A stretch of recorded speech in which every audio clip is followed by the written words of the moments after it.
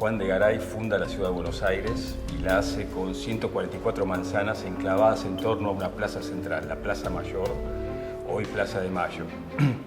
Y desde entonces fue creciendo sistemáticamente a través del tiempo, el país se armó, se desplegó, la ciudad fue creciendo al ritmo del país y nunca abandonaron esa centralidad constitutiva en torno a la Plaza de Mayo, la Plaza Mayor. El poder político, el poder militar, el poder religioso, el poder comercial, el poder financiero concentraron en esas pocas manzanas y desde entonces siguen latiendo al ritmo del crecimiento del país. De modo que pensar políticas de descentralización es indispensable para equilibrar social, económica, culturalmente a nuestro territorio. En el caso de la Ciudad de Buenos Aires se sucede lo mismo, la llegada del ferrocarril confirmó esa centralidad, el transporte público con tranvías primero, colectivos luego afirmaron, la red de autopistas posteriores. Entonces todo crece en torno a esas pocas manzanas y que le dan el carácter de monocentralidad dominante a ese territorio que tiene corazón en la ciudad central, que es Buenos Aires, pero que es cabeza también de la región metropolitana. De modo que pensar el desarrollo de áreas subcentrales en el entorno metropolitano y además equidistribuir población en ciudades cabeceras del interior del país es clave para generar una ciudad mucho más homogénea, más inclusiva y un territorio también mucho más equilibrado, más abierto.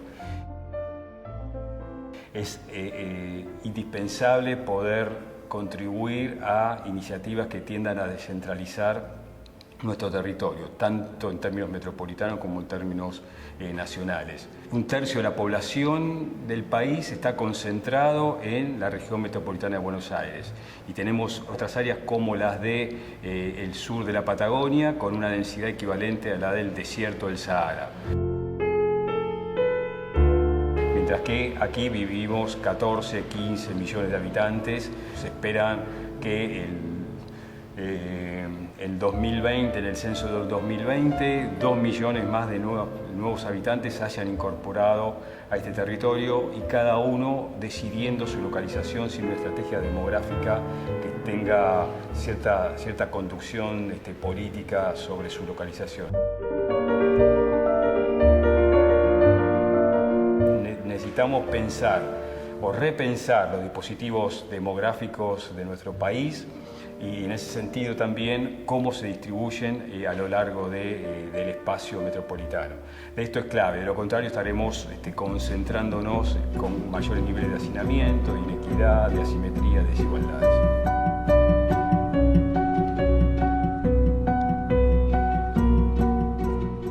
Nuestras ciudades han crecido, como señalamos, con enormes asimetrías e inequidades. En este sentido, hay cierta acumulación de excedentes a partir del desarrollo de obra pública que lo atesoran los particulares, sin haber generado inversiones de riesgo de capital.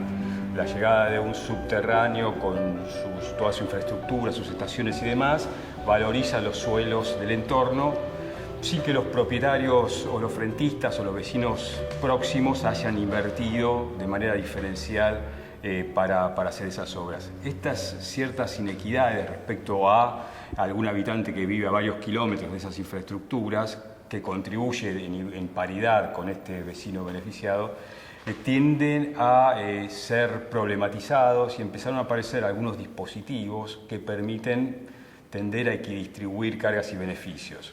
Es lo que se llama una captura de ese excedente, de ese valor diferencial que, recuperando algunos textos clásicos, se lo denomina plusvalías urbanas.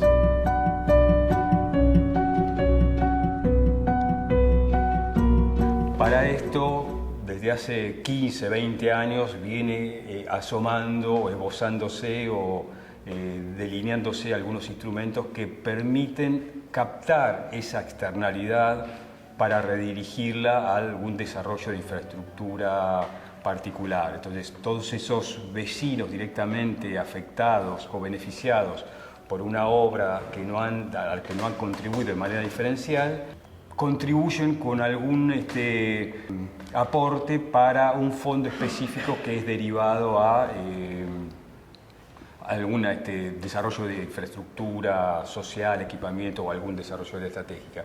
Este dispositivo que se llama de captación y transferencia de plusvalías urbanas se ha empezado a esbozar en la Ciudad de Buenos Aires, hay algunas herramientas, el nuevo Código Urbanístico la incorpora, ya venía de versiones anteriores pero con baja aplicabilidad, y no es una innovación local, sino la adaptación de algunos instrumentos que ya vienen gestándose en la región.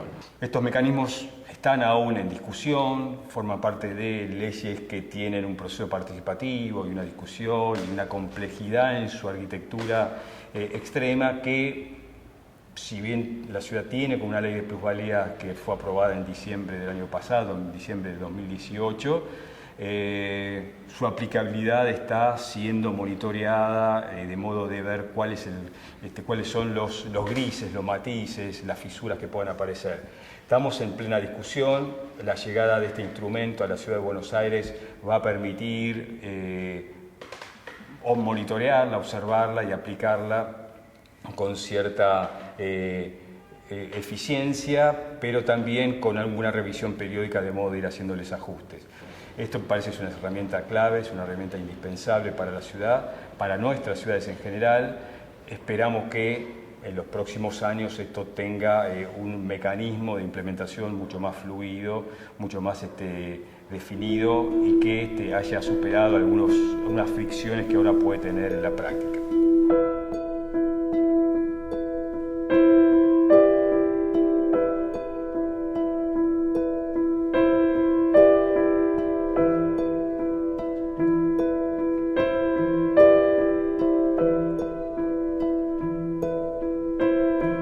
Desde hace muchos años venimos pujando por generar políticas de reurbanización de las villas de la Ciudad de Buenos Aires.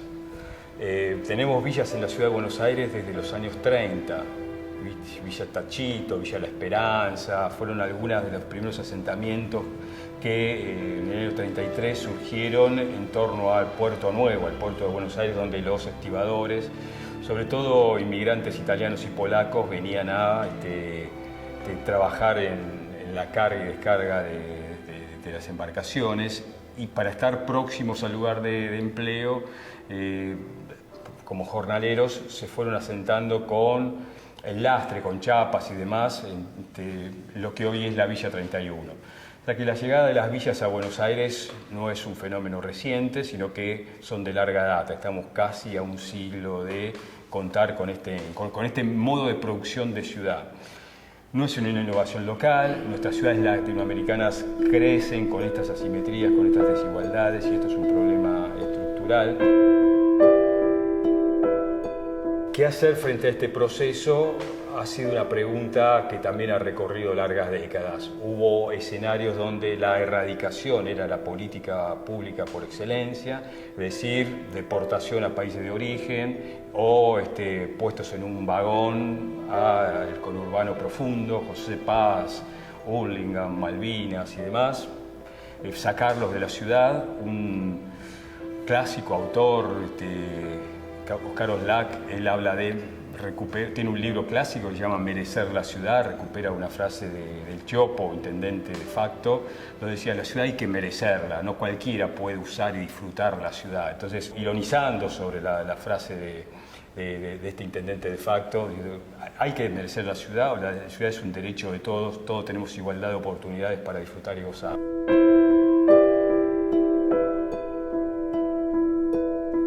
Lejos de la erradicación, estamos en un escenario de reurbanización. Y hablamos de reurbanización porque implica considerar que hay una urbanización preexistente, que tiene ciertas lógicas de ordenamiento físico y social, sabiendo que llevan varias décadas de construcción de ese espacio, de tendido de redes de solidaridad y demás. Y en este sentido, luego de largas discusiones y diseños de estrategias, se han llevado a la práctica en los últimos años iniciativas muy interesantes de reurbanización de villas y asentamientos en la Ciudad de Buenos Aires, con procesos de corrimiento de algunas casillas, de construcción de conjuntos de vivienda masiva para la relocalización, pero que en términos generales hablan de un camino trazado. Si bien ha tenido alguna adaptación local, recuperó prácticas que vienen de cierto expertise en la región. El tema de la experiencia de Medellín, el tema de programa Favela Barrio en Río de Janeiro, son algunos antecedentes que han sido muy observados desde aquí para producir esos fenómenos de erradicación de la población en el lugar.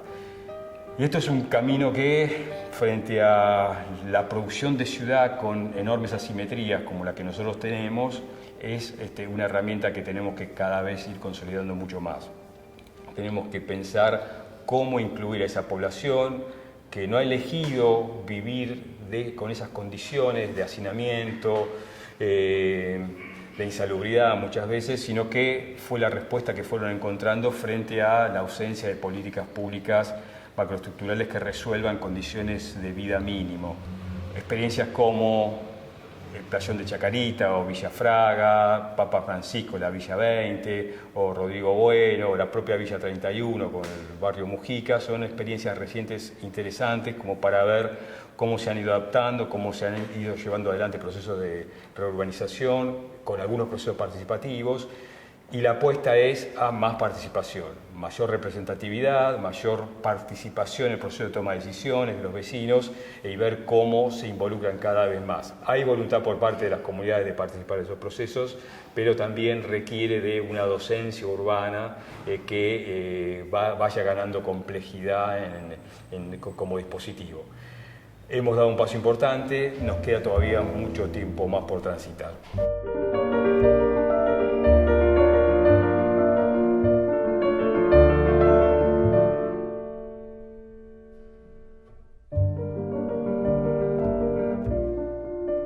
Hablar de movilidad en nuestras ciudades es indispensable para definir cualquier tipo de política pública.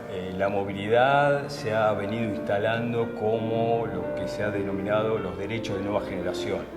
Hay una nueva generación de derechos que vienen asomando cada vez con más fuerza, que tiene que ver con el derecho a la ciudad, con el derecho a la movilidad, como el derecho al paisaje, como el derecho a la vivienda, que se incorporan a esta nueva generación de derechos adquiridos y que cada vez son más dominantes. Y esto implica que todos tendríamos que tener igualdad de oportunidades para desplazarnos de un sitio a otro.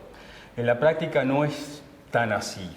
En general, en términos estadísticos, se observa que cuanto mayor es el poder adquisitivo de la población, mayor es su movilidad, su desplazamiento, más distancias recorren y por medios individuales. Esto implica que quienes están más abajo de la pirámide están casi inmovilizados, frente a que hay un universo acotado de privilegiados que se desplazan casi en términos planetarios, si se quiere, pero dentro de las estructuras urbanas con medios privados y recorriendo largas distancias. Frente a esto hay que primero reconocerlo como problema y luego empezar a pensar instrumentos de implementación política. Hay una distribución de actividades inicial que es la que debemos pensar en términos metropolitanos. O sea, cómo se distribuyen las principales actividades que son las atractoras de movimiento, atractoras de viajes. Y en ese sentido, si pensamos una estructura monocéntrica de la ciudad, donde todo confluye en unas pocas cuadras, en torno a Plaza de Mayo, y bueno, evidentemente voy a tener que recorrer 60 kilómetros desde la extrema periferia para cumplir esa actividad. En ese sentido, políticas que tiendan a generar una red de centros metropolitanos articulados pareciera ser clave. Y esto no es un tema primariamente de movilidad, sino que tiene que ver con la construcción de una nueva estructura metropolitana que tiende a una multicentralidad. Y en este sentido es clave. Tomado eso como una línea de trabajo, como una estrategia de trabajo, ha habido algunas acciones tendientes a reducir las posibilidades de desplazamiento por medios individuales. No podemos pensar en Buenos Aires con 14 millones de personas moviéndose de manera individual, sino volver a una apuesta en transporte público. Los años 90 echaron por tierra ese modelo de transporte público y priorizaron el automóvil con grandes sistemas de autopistas que facilitaban los desplazamientos. Estamos ahora retornando, volviendo, tratando de desarmar esa infraestructura preparada para el automóvil y facilitando los desplazamientos públicos, colectivos. En ese sentido, la expansión del subte, que ha quedado a medias y que avanza a baja velocidad, pero que debiera fortalecerse mucho más. La llegada del Metrobús, esta adaptación del bus de alta capacidad de tránsito, de carga, de transporte público, que se ha adaptado en la Ciudad de Buenos Aires y que ha generado saludables posibilidades de desplazamiento, y por otro lado el avance de lo que se llaman los movimientos saludables o la movilidad saludable, que es favorecer la peatonalidad o la caminabilidad de la ciudad, y por otro lado desplazamientos en bicicleta. Ha sido otra de las políticas que han permitido generar nuevas apuestas a los desplazamientos. Y esto parece clave. Las áreas centrales debieran ser caminables a pie y entre sí vinculables a través de la bicicleta. La expansión de la red de subterráneos es clave. La generación de alguna red circular que articule los distintos ejes axiales de subterráneo también debiera hacerlo.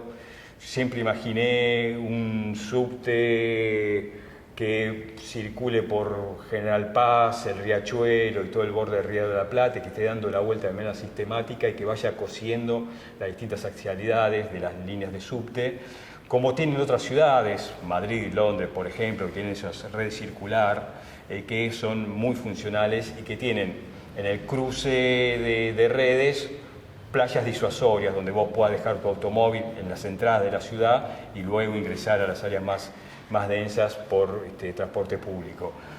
No podemos pensar 14 millones de personas entrando al área central en el mismo horario por motivo de trabajo, salud, educación.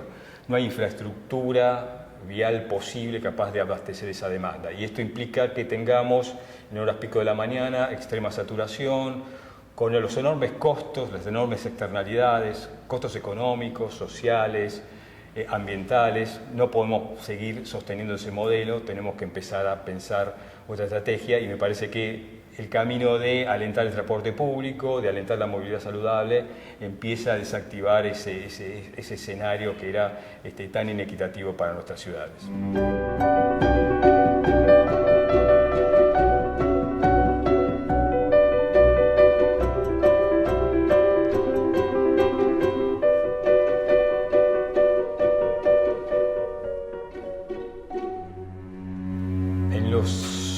Las primeras décadas del siglo XX, frente al escenario de la Primera Guerra y en particular de la Segunda Guerra, del periodo entre guerras, emerge la planificación estratégica como estrategia militar, ¿no? como una estrategia militar. Luego, a mediados de siglo y ya de los años 70, empieza a ser recuperado esa herramienta desde la economía, y finalmente en los 80 es tomada desde el campo del urbanismo. Los norteamericanos, los españoles son los que se apoderan de esa herramienta, la adaptan a la gestión del territorio y empiezan a generar la difusión de ese instrumento, y todas las ciudades aspiran hoy a tener una planificación estratégica, a contar con un plan estratégico que permita, como tal, definir un horizonte de crecimiento consensuado. Y esta es la clave. Una planificación estratégica no define acciones en el corto plazo, sino que te permite definir a una década o 2 décadas vista cuál es la aspiración de esa comunidad sobre la evolución de la ciudad. Por supuesto que tiene como punto a favor la legitimidad de haber formado parte de un proceso de discusión colectiva en términos ambientales, en términos territoriales, en términos sociales, culturales. ¿Cómo se imagina esa sociedad que debiera evolucionar la ciudad en las próximas décadas?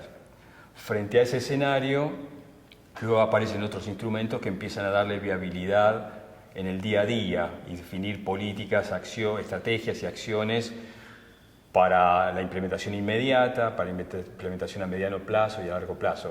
La planificación territorial, los planes sectoriales, los planes parciales son algunas herramientas que intentan darle aplicabilidad a ese horizonte de crecimiento deseado.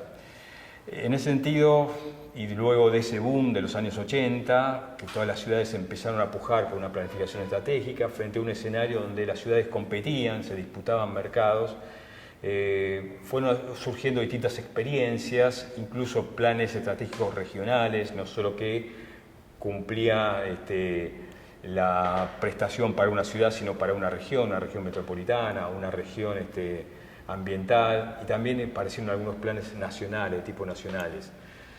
Sin embargo, no ha sido masiva la difusión, pero siempre formó parte del imaginario y de la agenda pública de muchos municipios.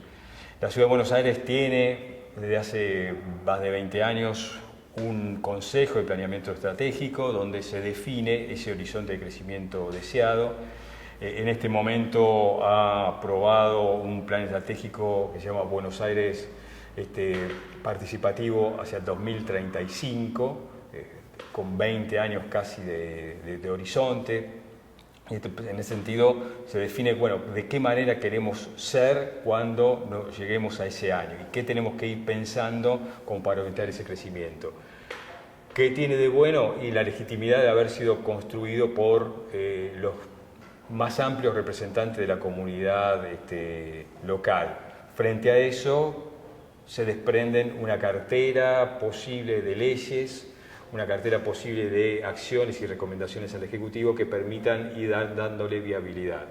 Pero en términos generales tiende a ser como una herramienta de consulta, una herramienta donde define rumbos, pero no le cabe per se la localización, el planteo efectivo de políticas públicas de implementación inmediata. Pero necesitamos superar la coyuntura, superar el día a día, superar la mirada de corto plazo, y la planificación estratégica es esa herramienta que nos permite superar los ciclos electorales, sortear la gestión en curso y pensar en más allá, cosa que cuando estás en el calor de la gestión te ves un poco imposibilitado. Y la incorporación de los distintos actores de la comunidad es clave para darle legitimidad y garantizar la continuidad de esas políticas. Buenos Aires está transitando ese proceso de hace varios años. Otros distritos también están con procesos participativos llevándolo adelante, pero es clave que pueda masificarse, que cada municipio tenga el compromiso de contar con una planificación estratégica del cual cuelguen los distintos planes sectoriales, planes temáticos o planes territoriales. De lo contrario, también estarán siendo productos de gabinete, de manera poco consulta con la comunidad y, por tanto, con poca legitimidad. Entonces, apostemos a la planificación estratégica, no le pidamos a la planificación estratégica que nos defina una cartera de acción de implementación inmediata, sino que permita construir un horizonte consensuado de crecimiento con la comunidad de referencia.